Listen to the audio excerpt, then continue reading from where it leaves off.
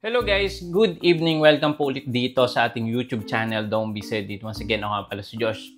For today's video, pag-usapan natin kung bakit mapaulit-ulit nagno-notify itong payout, need to update itong na-receive ni Sir Elmer. Ayan, sa kanyang payout setting.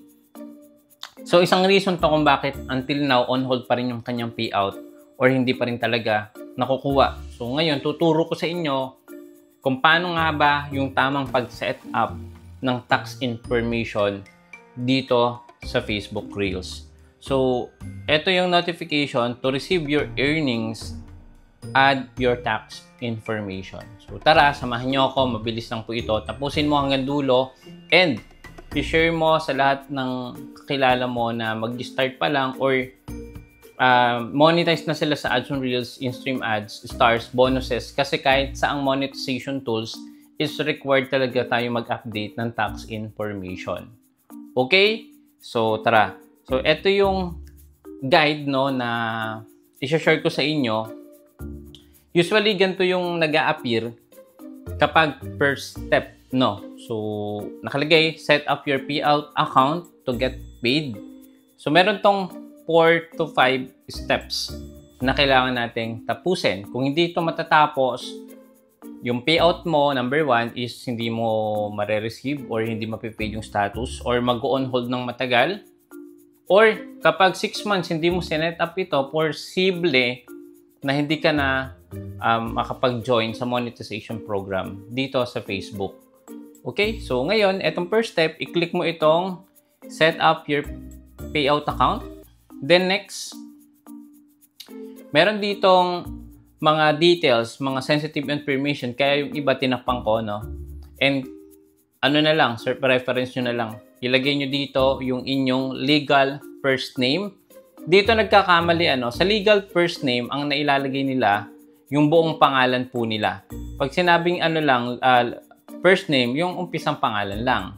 Okay? Then, sa last name, importante yan. Kailangan nyo ding i-fill out. And then, pati yung date of birth, kailangan nyo po yung siguraduhin na tama. Okay? And then, syempre, kung nasa Philippines kayo, eligible naman tayo talaga na ma-monetize dito kay Facebook. Kaya, Philippines yung ilagay nyo na country. And take note, kung nasa ibang bansa kayo, ano yung pamimilian nyo na country. So, sample, nasa US kayo, US po yung ilalagay nyo dyan.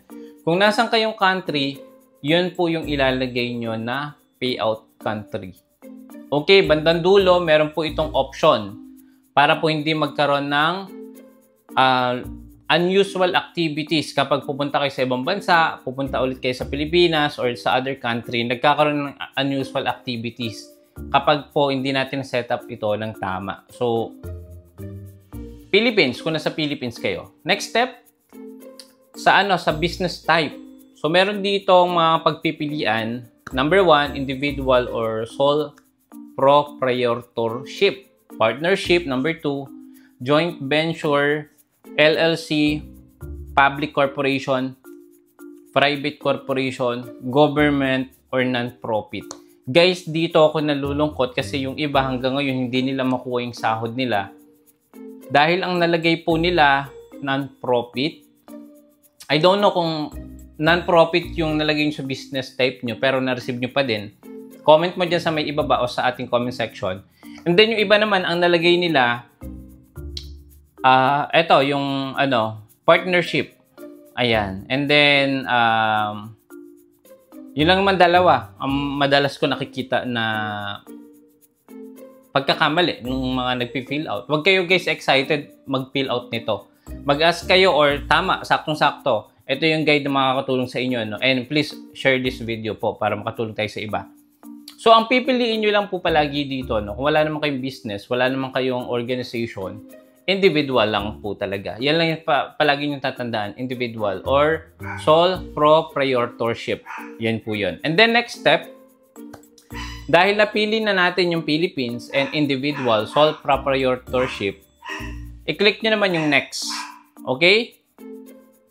And then kapag na-click nyo na yung next, dito na kayo sa My Tax Identification. Marami din nagkakamali dito sa tax identification kung ano yung nalalagay nila. Yung iba nilalagay nila yung SS number nila, yung PhilSys number nila. Pero I suggest guys, no, kumuha kayo ng TIN sa BIR. Madali na naman yan. Pwede rin sa online kayo mag-apply para, di ba, valid yung TIN number na malalagay nyo dito. Maraming nagkakamali dito at hindi sila mag-proceed sa next step. So, ito, ituturo ko sa inyo, guide. And wag nyo pong kakalimutan na i-check or i-fill itong box na to. Then, click next. Ayan. Kumbaga, by checking the box, I certify the tax identification number and true and correct. Okay? So, next nyo, i-click nyo yung next. And then, nandito na tayo sa payout details ng bangko. Kung meron na kayo nakalink na bangko sa inyo or PayPal, mag-a-appear po dito yon. So, sample, merong Metrobank, PayPal, or other banks. So, it's option nyo po kung ano yung pipiliin nyo sa inyong monetization tools. Like, for example, sa bonuses, iba po yung payout account niyan. Iba yung sa stars. Ang alam ko ang magkasama is yung sa ads on reels and in-stream ads. Pero yung tatlo na yan is magkakaiba ng payout account. Yung inyong bonuses, stars, magkasama. Alam ko, hindi ko lang sure. Dati kasi alam ko magkasama to. Ads on reels and in-stream ads, iisa lang po yung setup payout account. Ano yan? Tatlo kasi yan eh.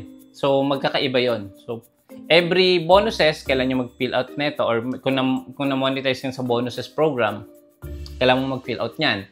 Kung na-monetize ka sa stars, kailan mo mag-fill out nito.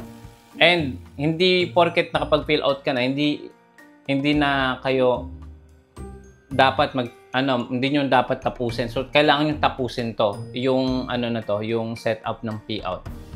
Either, again, ulitin natin, nalito din ako.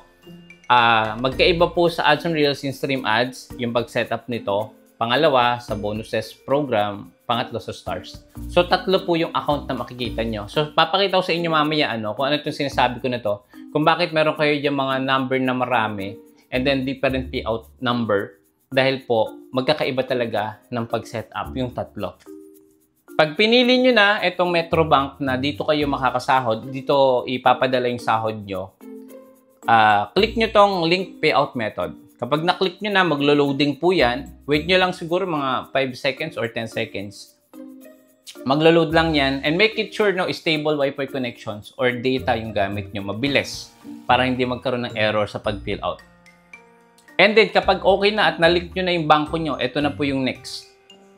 Add your tax info. So, very careful din kayo sa pag-fill out nito kasi yung iba hindi pa rin sila nakaka-proceed sa next step dahil may mga error sa kanilang details or inputs. Click nyo yung add tax info. Ayan, so kailangan nyo mag-login. Huwag kayong mag-alala, kailangan nyo i-authorize yung third-party browser ni Facebook para kayo is makapag-proceed sa tax information. Ito po yung reference number na patunay na kayo po ay nag-fill out ng tax information dito sa Facebook. So, merong two option para ma-approve ito. Number 1, approve from another device or pwede po sa cellphone. So, kailangan nyo makuha yung OTP or yung 6-digit number na pinapadala ni Facebook authorization na kayo po yung nag-login sa pag-fill out ng tax information. Okay? So, ito yung mag-a-appear kapag hindi nyo po or hindi pa na-approve sa browser. So, if you don't have phone, you have to approve and save this browser from another already logged in browser first. If you already logged into Facebook, so kailangan nyo i-approve. I-click nyo tong approve. Okay? So, magno-notify yan sa different device nyo. Kasi kung nag-fill out kayo sa ibang device, hindi kayo makakapag-proceed ng mabilis. So, kailangan nyo i-allow muna sa ibang device. Next, pag na-click nyo na approve, ito yung sinasabi ko kanina, Bakit yung iba hindi pa rin makapag-proceed sa next step dito sa tax identification number? Kasi yung iba is naglalagay sila ng space and yung iba naman naglalagay sila ng mga different characters. So, hindi po allow yan dito sa tax number. Number lang talaga siya. So, kahit yung 3 0 sa Philippines, kahit di nyo na ilagay yan, Yung ano lang, yung 6, pwede na yan. Ina-allow naman ni Facebook yan. Okay? So, katulad dito, guys, di ba wala na yung red, hindi na siya nagkulay red. Ibig sabihin, pwede na akong mag-proceed sa next step. So, kailangan ko lang ulit, i-check itong box and click next. And then, yun nga po, manghihingi ulit ito ng OTP kung bago yung device nyo na nilagin para makapag-fill out kayo ng form na ito. So, ano nyo lang, check nyo lang yung phone nyo, baka may nag-notify na inbox or text. So, input nyo lang dito. Kapag okay na, magpo-proceed na kayo dito sa next step. So, eto, malapit na kayo matapos kapag ganito na po yung inyong na-reach. Continue as then or cancel. You are now interacting as then pawn. So, ito yung example na ginaid ko dun sa isa nating kilala na creator. I-click nyo lang yung continue as then. Ayan. Kapag na-click nyo na, dito na po yan, mag-a-appear. Yung pinili natin kanina na individual. Tama po. May dalawang option kasi dyan ang classification. Individual and tax, or individual in business.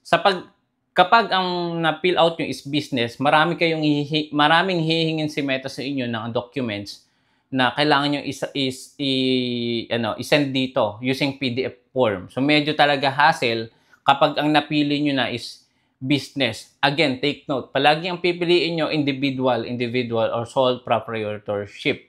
Tama ba ako? And then next, meron ditong tatlong option. Ito na nga po yung sinasabi ko sa inyo, no? Are you US citizens, US permanent resident, green card holder, and other US resident alien? So, may option dito. Kung kayo ay US citizen daw, or permanent resident, meron kayong green card holder, pwede nyo i-check yes, no, I'm not sure. Optional. Pero ang i-click nyo lang po dito, no, syempre. Nasa Pilipinas tayo. So, no po yung ilalagay nyo dyan. Ayan, katulad yan. So, no. And then, meron ditong pangalawang tanong. Are you acting as intermediary agent or other person receiving payment on behalf of another person as a flow-through entity? So, ito nga po yung mahalaga at dapat natin tandaan. So, sample, meron pong mga creator, no, na monetize yung Facebook account nila, pero iba yung nakapangalan. Or merong mga content creator, wala silang bangko, wala silang ma-provide na documents, kaya hindi sila talaga makakuha ng bangko. Hindi sila makapag-provide ng PayPal, kasi sa PayPal, kailangan mo rin ng verification or know your KYC na tinatawag. Kailangan mo ng documents or ID para makakuha ka ng account. So, which is hindi mo magagawa yun kung wala kang number 1, di ba, ID. Number 2, bangko. Hindi makakakuha ang bangko kung wala kang ID. So, ngayon, pwede nyo tong i-yes. For example, in behalf, ako yung magiging entity na magre-receive ng payout nyo. Ilalagay ko to, i-yes ko siya. Para na-notify natin si Facebook, itong account na to, itong payout account na to or tax information na to is pwedeng third party or agent yung magre-receive ng payout niya. So, ganun po yun. Okay?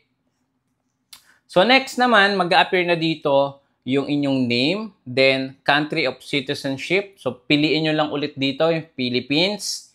And then, pipiliin nyo dito sa taxpayer identification number, I have a non-US TIN. Hindi po kayo taga-US, kaya non-US TIN yung ilalagay nyo. Yung kaninang nilagay natin. Okay? So, yun po yung TIN na galing sa BIR. Huwag niyong pipiliin itong number 2, no? Yung pangalawang, ito. Huwag niyong pipiliin to. Ito lang palagi. Non-US TIN po yung ilalagay nyo. And then next, kapag okay na, click nyo lang yung next, mapoproceed na kayo dito sa address. So, meron ditong country, address line 1 and address line 2. So, it's optional kung ilalagay nyo yung address line 2 nyo. City, importante. State is optional, pero ilagay nyo na din. Zip code is optional, but ilagay nyo na din. And then, click next. Kapag po umabot kayo dito, malapit na po maging successful ang pag-fill out nyo ng tax information sa inyong payout account.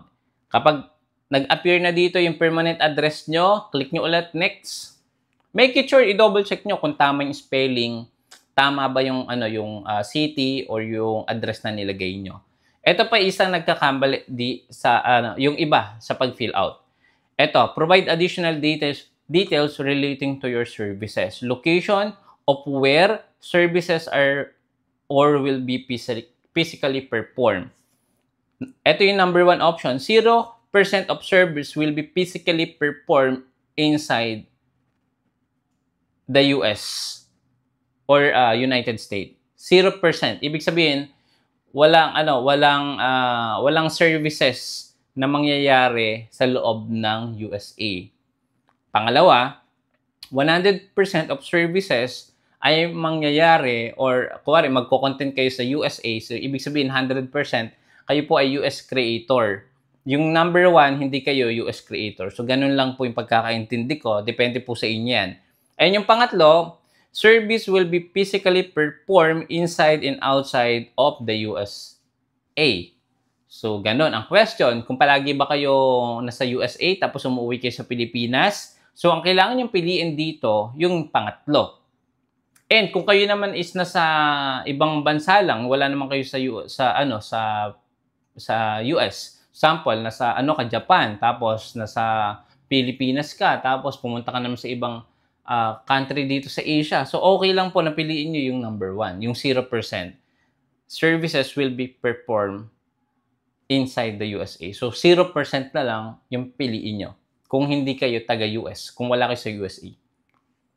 So, eto, pinili ko siya, then click mo next, and then dito na tayo sa contact us to continue. Ito yung IRS form or yung W-8 BEN form. So, electronic signature yung kailangan dito. Okay, basahin nyo po kung gusto nyo basahin, pero mahaba po yan. Then, kailangan nyo pong ilagay dito kung ano yung pinil out nyo na name or full name dun sa umpisa. So, ilalagay nyo dito, pati yung date ngayon kung kailan nyo to pinil out. Ayan, so sample, lagay nyo na lang dyan yan. Then, click next lang ng next, then mapoproceed na kayo dito sa review and submit. So, ito yung reference ID mo ng inyong W-8 BEN form, no, as individual or Certificate of Foreign Status of Beneficial Owner for United States Tax Withholding and Reporting, open and close parenthesis, individuals. Okay, so, okay na yan. Then, submit form. So, natapos na kayo. Congratulations at na successful at na-file nyo na yung tax form nyo dito kay Facebook. Kapag lumabas yung USA, okay lang yan. Wala kayong dapat ikabahala kapag USA yung nandyan sa may taas. Normal lang yan. Then, done. Click mo lang yung done. And then, kapag ganito na yung nag-appear, huwag mo kagad munang i-cancel. Maghintay ka lang ng 1 to 3 minutes, no? Then, balikan nyo po yung inyong tax information at magiging ganito na po siya. So, pakita ko sa inyo dito sa ating Facebook. So, punta tayo dito sa ating professional dashboard. Then, punta tayo sa payout. Ayan. So, eto na po yun, guys. Ayan, o. Ito yung payout account natin. So, yung una ko dito, yung 7465, ito po yung, payout natin sa in-stream ads and ads on Reels. Yung 0153 naman, ito yung sa bonus program. So, mababa, di ba yung bonus program ko? So, dalawa. Pero kung meron ka pang stars, alam ko, 3 yan. So, nagbabago po yan. Pati po sa page, kung meron kayong page, no, iba din yung payout account doon. So, huwag kayong malilito. Pasensya na kayo, guys, medyo humaba yung video natin, pero hopefully nakatulong itong video na to.